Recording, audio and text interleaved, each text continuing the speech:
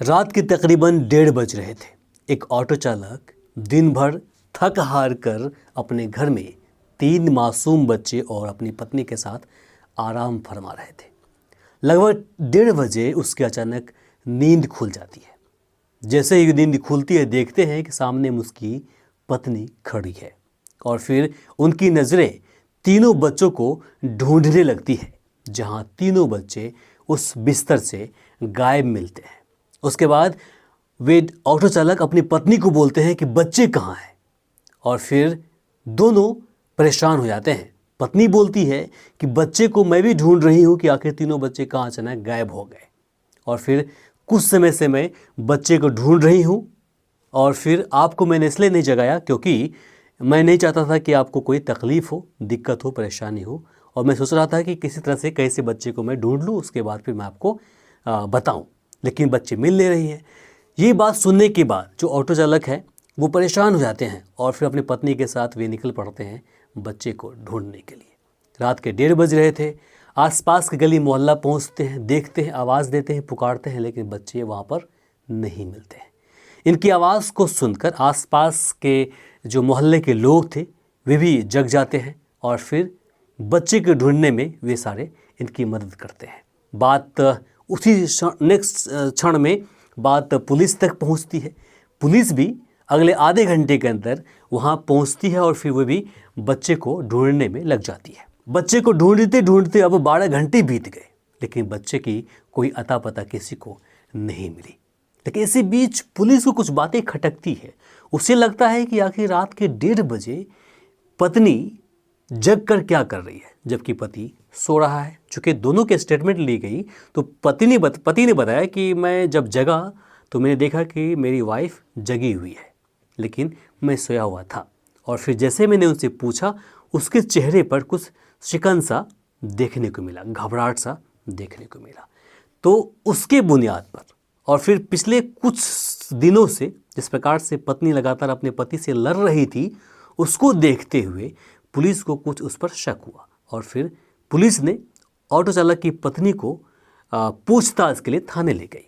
और फिर थाने में पहले तो उसने बात को गोल मोल घुमाया, लेकिन जैसे ही पुलिस ने सख्ती दिखाई, उसके बाद उस महिला ने जो बातें निकाली, उस बात को सुनकर सभी की पैरों तले ज़मीन खिसक गई। आखिर वो क्या घटना थी जिसे उस रात उस महिला ने अपने बच्चे के साथ घटित की? आपको हम आगे इस क्राइम की कहानी में बताएंगे। नमस्कार, सलाम, सत श्री अकाल, जोहार। मेरा नाम है इमरान और आप देख रहे हैं जर्नलिस्ट इमरान ऑफिशियल। आगे बढ़ने से पहले हमारा एक अपील, इस वीडियो को लाइक करें, शेयर करें, चैनल को सब्सक्राइब करें और पेज को फॉलो करना बिल्कुल ना भूलें। इससे आपका कुछ भी खर्च नहीं होगा, लेकिन हमारा हौसला बढ़ेगा। तो चलिए शुरू करते हैं इस क्राइम की सच्ची घटना को। बिहार के समस्तीपुर चकमेहसी थाना क्षेत्र के मालीनगर ठहरा गांव में एक चंदन नाम के ऑटो चालक रहते थे। उनकी पत्नी थी जिसका नाम था सीमा देवी। सीमा देवी और चंदन की शादी महज 10 साल पहले हुई थी और फिर इस दौरान उनके 3 बच्चे हुए थे, 2 लड़का 1 लड़की। सबसे बड़ा लड़का जिसका नाम तरुण था, उसकी उम्र 6 वर्ष थी।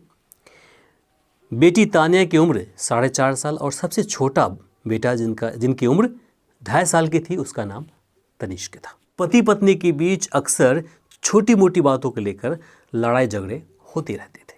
पति दिन भर परिवार की भरण पोषण के लिए ऑटो चलाते थे और फिर पत्नी घर पर रहकर अपनी 3 बच्चों का ख्याल रखती थी।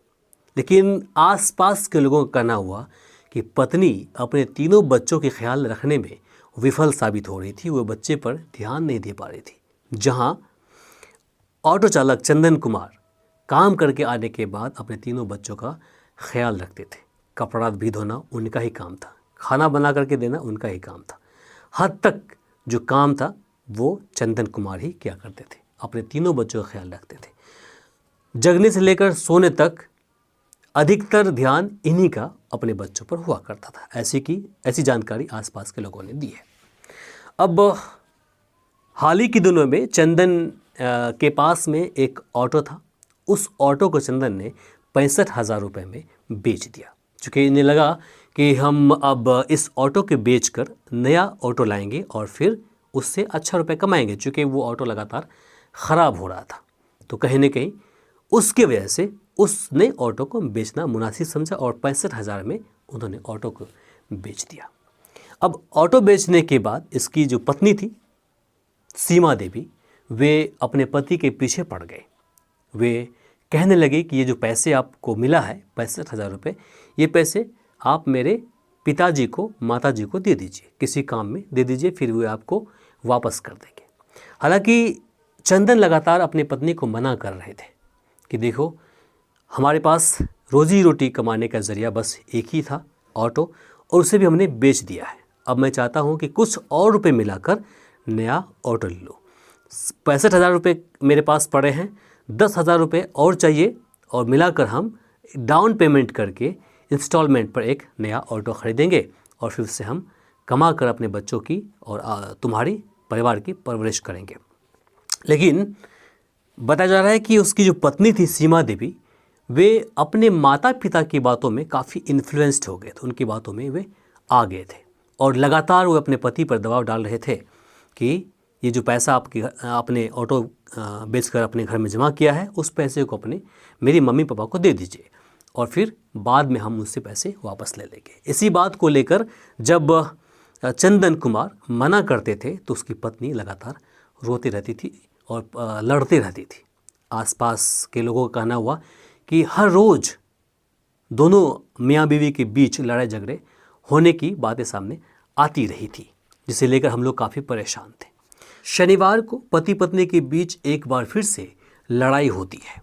लड़ाई इस कदर बढ़ जाती है कि पत्नी ने निर्णय ले लिया कि अब अपने पति को मैं सबक सिखा कर रहूँगी, इसे ऐसा तकलीफ़ दूंगी कि ज़िंदगी भर उसे ये भूल नहीं पाएंगे। और फिर लड़ाई झगड़ा ख़त्म होने के बाद सभी खाना खाते हैं और फिर सो जाते हैं। पत्नी को नींद नहीं आती है और फिर रात के 1 बजे वे चुपके से जगती है और फिर सबसे छोटे बच्चे, जिसका नाम तनिष्क था, उसकी उम्र 2.5 वर्ष थी, उसे गोद में उठाती है और फिर घर के पास में ही एक पुराना कुआं के पास चली जाती है और फिर कुआं के चबूतरे पर उस बच्चे को सोए अवस्था में पटक देती है और पटक कर बेहोश करती है। बेहोश करने के बाद उसे उस कुएं में फेंक देती है। उसके बाद वे फिर से अपने घर आती है।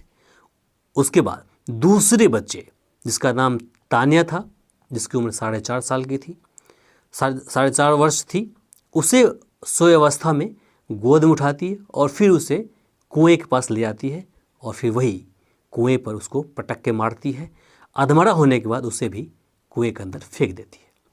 उसके बाद वे फिर लौट के आती है और तीसरा बच्चा, जो सबसे बड़ा था, तरुण, जिसकी उम्र 6 वर्ष थी, उसे भी उठाती है। लेकिन जब ये उसे उठाती है तो बच्चे की नींद खुल जाती है। वो चिल्लाने लगते हैं, लेकिन उस वक्त बता रही थी कि हमने उसके मुंह में कपड़ा डाल दिया, मुंह को बंद कर दिया और फिर उसे वहाँ से ले गया और फिर उसी तरह से उसको भी उसी चबूतरे पटक के मारती है। जब वो अधमरा हो जाता है तो उसकी अधमरा होने के बाद उसी अवस्था में उसे उसी कुएं के अंदर फेंक देती है। इस तरह से तीनों बच्चों को उसमें फेंक देती है। वे लौट कर घर आती है। जैसे घर आती है वो सोना चाहती है, उसी बीच उसके पति, जो ऑटो चालक थे, उसकी नींद खुल जाती है। नींद खुलने के बाद फिर ये रोने धोना शुरू कर देती है, बहाना लगाना शुरू कर देती है कि बच्चा कहीं गायब हो गया और फिर इसी प्रकार से आगे बातें समाज के पास पहुंचती है। फिर बात पुलिस तक पहुंच जाती है। पुलिस आती है और फिर लगातार 12 घंटे से अधिक मेहनत के बाद, अथक प्रयास के बाद भी जब जानकारी इकट्ठा नहीं हो पाती है, बच्चे के बारे में सुराग हाथ नहीं लगता है, तो शक के बुनियाद पर इस महिला को वे थाना ले जाती है और फिर सख्ती से पूछताछ के बाद इस महिला ने उस घटना की सारी जानकारी बताई। जब उससे पूछा गया कि आखिर बच्चा तो आपका ही था, तो ऐसा क्यों किया, तो उसने बोला कि मैं अपने पति से बदला लेने के लिए ऐसा की। मैं चाहता था कि जिस तरह से ये अपने बच्चों से अधिक प्यार करते हैं, और मैं भी अपने माँ बाप से बहुत प्यार करती थी, और जब बिछड़ते हैं, सपना टूटता है तो क्या कुछ होता है, मैं इसे तकलीफ़ देना चाहती थी। और इस तरह से वे अपने जिगर के टुकड़े को एक बदले की भावना में इस तरह से मौत की नींद सुला देती है। उसके बाद पुलिस बच्चे को उस कुआं से बरामद करती है।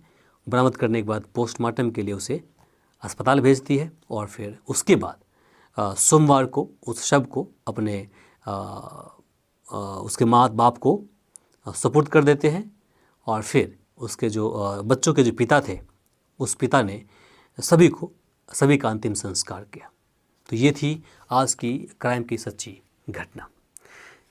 ये घटना सुनाने का हमारा उद्देश्य था कि आप सभी सतर्क रहें और कोशिश करें कि आप सभी आपस में मिलजुल के मोहब्बत के साथ रहें, ताकि इस तरह की कोई वारदात ना घटे।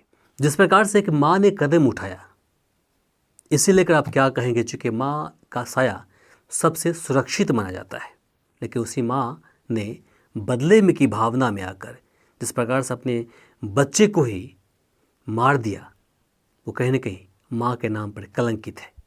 बाकी अपने आसपास साफ सफाई रखें, सुरक्षित रहें, और फिर इस वीडियो को शेयर करें, लाइक करें। बाकी आप देख रहे थे जर्नलिस्ट इमरान ऑफिशियल। नमस्कार, शब बखैर।